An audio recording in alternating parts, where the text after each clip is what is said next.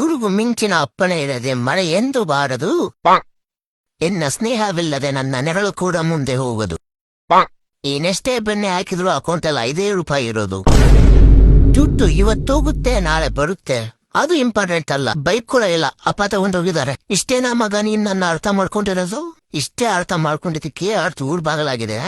ಇನ್ನಿಷ್ಟು ಅರ್ಥ ಮಾಡ್ಕೊಂಡಿದ್ರೆ ಊರ್ ಬಾಗ್ಲಾಗಿರೋದೀಗ ಹೆಬ್ಬಾಗ್ಲಾಗ್ತಿತ್ತು. ಓ ಗೆಳೆಯ ಗೆಳೆಯ ಗೆಳೆಯ, ನಿಂಗೆ ಶಾನೆ ಕ್ವಾಪ ಕಣು, ಕ್ವಾಪಕ್ಕೂ ಒಂದು ಕೈ ಪ್ರೀತಿ ಜಾಸ್ತಿ ಕಣೋ.